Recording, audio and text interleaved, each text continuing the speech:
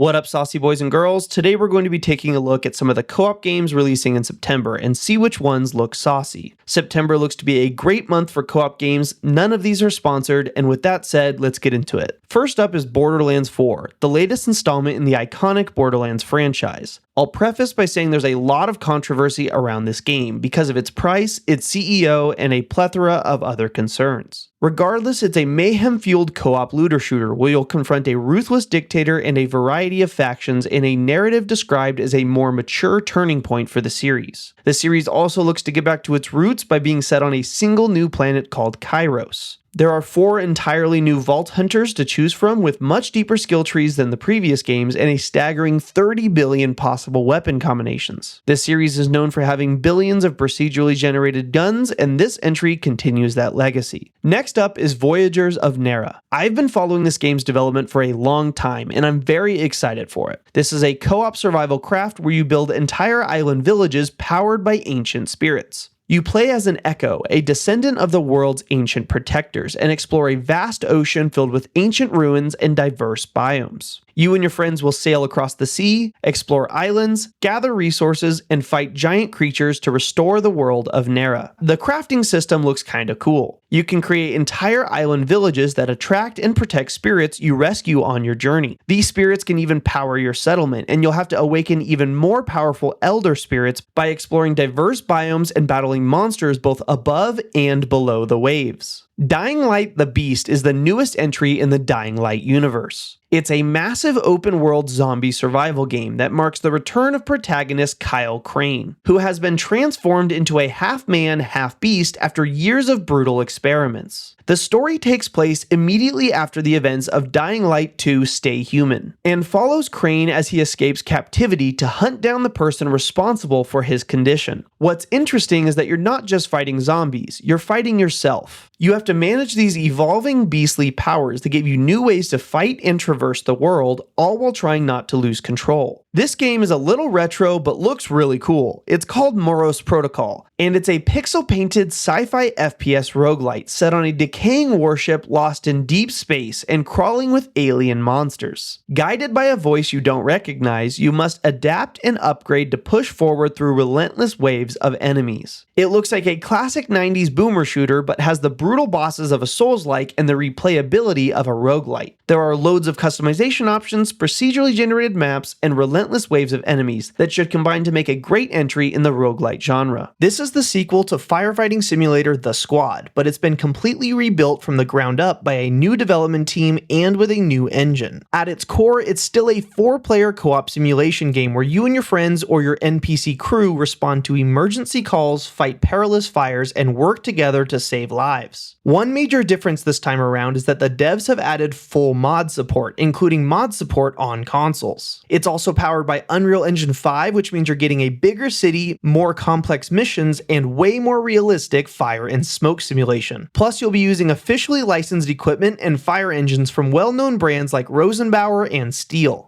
Jump Space is a mission-based sci-fi FPS where you'll take on the role of a spaceship crew. You'll take on various missions from intense dogfights to on-foot exploration, all while trying to keep your ship in one piece. The gameplay involves seamlessly transitioning between managing your ship, going on a spacewalk to make repairs, or landing on a surface to explore, all without a loading screen. The ship itself is your home base, which you'll need to maintain, repair, and upgrade to survive. The missions themselves are handcrafted, but have randomized elements to make them highly replayable. There are a lot of saucy co-op games releasing in September, so let me know in the comments which game you're most excited about. If you like videos like this, don't forget to subscribe. Thank you all, have a great day, and keep it saucy.